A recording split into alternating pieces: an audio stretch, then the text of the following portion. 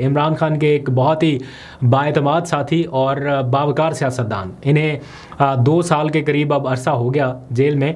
और मुझे बहुत अच्छे से याद है जिस दिन इनकी गिरफ़्तारी हुई थी, काफ़ी टाइम तक ये खामोश रहे।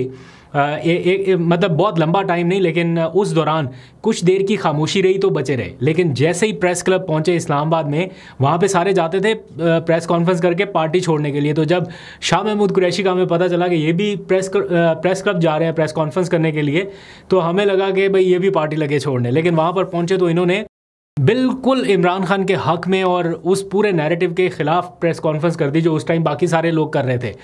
आपको याद होगा प्रेस क्लब की वो मशहूर मारूफ कुर्सी जिस पे बैठ के पार्टियां छोड़ी जा रही थी। तो जैसे ही ये प्रेस कॉन्फ्रेंस करके अपने घर पहुंचे हैं तो फ़ौरन इनके बंदे ने कॉल करके बताया कि जनाब वो अरेस्ट हो गए। तो खैर आज उनको दिल की तकलीफ़ के बाइस जेल से हस्पताल मुंतकिल किया गया। आर्जी तौर पर ही सही, लेकिन जेल से बाहर आए। अल्लाह ना करे कि ऐसे हालात में किसी को आना पड़े दिल के आर्जे की वजह से, लेकिन उनकी सेहतयाबी के लिए भी दुआ गो हैं। मीनवाइल मैं देख रहा हूँ कि शाह महमूद कुरैशी के इस मामले को लेकर भी बहुत सारे लोग ये पिछले चंद घंटों में होने वाली डेवलपमेंट से जोड़ रहे हैं कि शायद चूँकि बातचीत का ऐसा लग रहा है, तासुर मिल रहा है ना कि जैसे कुछ होने लगा है, अमली प्रैक्टिकल कुछ भी नहीं है अभी इस टाइम।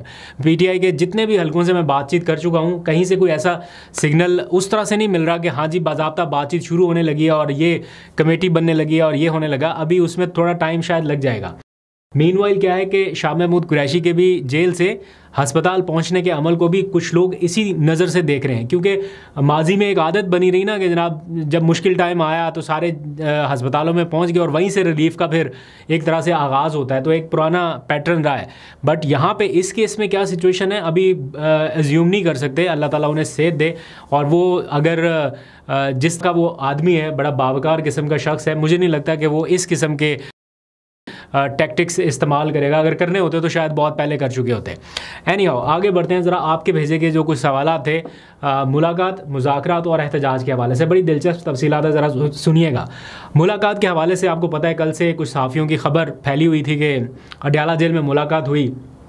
आज दिन भर भी मैं उसको वेरीफाई करने की कोशिश करता रहा कि क्या मुलाकात हुई है, अगर हुई है तो कब हुई है, और किसी ने इस बारे में ज़िक्र क्यों नहीं किया। तो पाकिस्तान तहरीक इंसाफ के किसी भी क्वार्टर से इसकी तस्दीक नहीं हो सकी। मैं ये नहीं कह रहा कि उन सहाफ़ियों की दी गई खबर गलत है, लेकिन पीटीआई के सर्कल से उन लोगों तक जिनके पास ऐसी मालूमात की रसाई हो सकती है, उनसे चेक किया तो ऐसा कोई सिग्नल नहीं मिला कि ऑफ द रिकॉर्ड या ऑन द रिकॉर्ड कहीं पे भी कोई ऐसी मुलाकात का वो बता सके। फिर जो सबसे तगड़ा सोर्स हो सकता था इस मामले की तस्दीक के लिए, वो ऑब्वियसली अलीमा खान हो सकती थी। और अलीमा खान ने ख़ुद मीडिया पे आके बताया, जब उनसे ये क्वेश्चन हुआ कि कुछ सहाफ़ी, बल्कि क्वेश्चन ये हुआ कि ये ख़बरें चल रही हैं कि इमरान खान साहब की मुलाकात हुई, तो उन्होंने कहा ये किसने कहा है, ये किसने खबर दी है। तो बताया गया कि जी फ़लाँ फ़लाँ सहाफ़ी ने दिया। तो उन्होंने कहा कि जब DGISPR की तरफ से कोई बयान आएगा फिर आप बात करिएगा। तो अलीमा खान वो पर्सनैलिटी हैं जिनके बारे में ये कहा जा रहा है कि इस मुलाकात के बाद उनकी मुलाकात हुई है। इमरान खान से जो मुबैना मुलाकात का जिक्र किया जा रहा है उसके बाद अलीमा खान मिली है। तो अगर उसके बाद अलीमा खान मिली हैं तो उनके पास इमरान खान साहब की कम अज़ कम ये इन्फॉर्मेशन तो होनी चाहिए थी, लेकिन वो बिलवास्ता इसको डिनाई कर रही हैं, तरदीद कर रही हैं। अब आ जाइए ज़रा एहतजाज के मामले पर। फिर मैं ज़रा आपको बताऊँगा कि मुस्लिम लीग नून का जो ऑफिशियल या हुक्मरान जमात का ऑफिशियल एक पॉलिसी बयान आया है मुज़ाकरात के हवाले से, उन्होंने जो कंडीशंस आयद की हैं।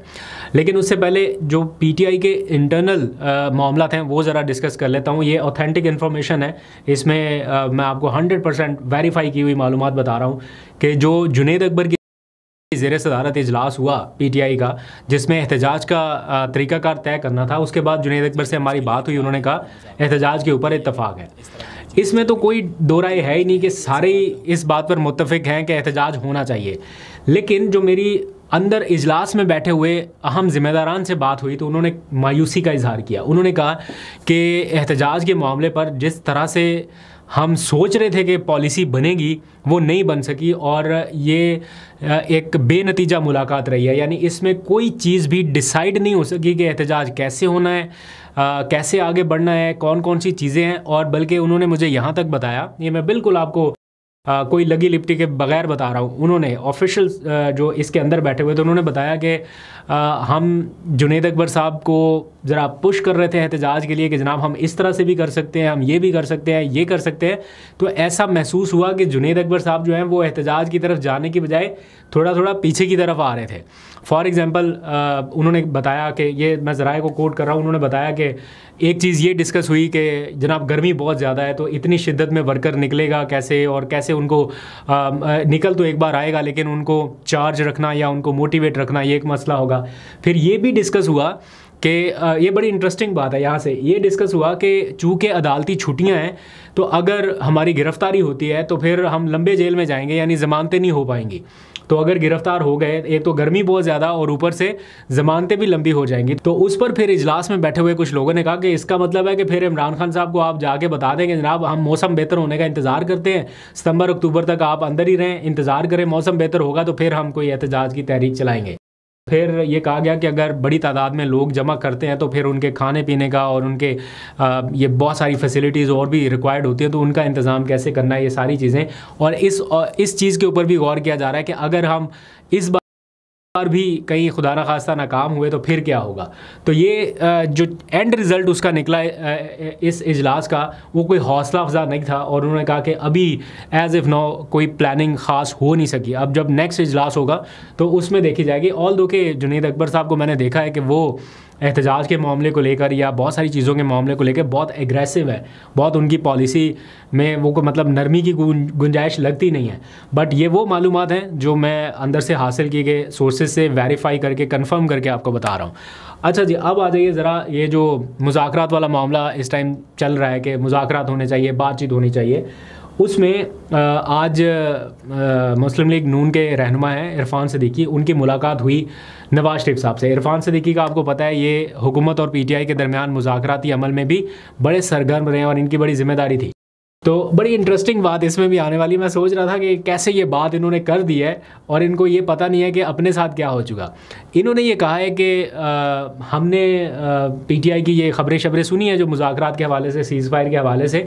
तो अगर पीटीआई सीज़ फायर चाहती है तो पहले सीज़ फायर वो खुद करे, हमारी तरफ से तो फायर हो ही नहीं रहा। वो कह रहे हैं कि सीज़ फायर तब होता है जब दो तरफा फायर हो, तो हमारी तरफ से तो हो ही नहीं रहा, ये फायर हो रहा है जनाब पीटीआई की जानिब से। इन्होंने 9 मई किया, इन्होंने इदारों के ख़िलाफ़ प्लानिंग की, इन्होंने यूरोपीय यूनियन को उकसाया, इन्होंने मतलब IMF को ख़त लिखे, इस किस्म की सारी जो चीज़ें थी उसका हवाला देके उन्होंने कहा कि पीटीआई को ये सारा कुछ तर्क करना होगा और फिर मुज़ाकरात की टेबल पर बैठना पड़ेगा।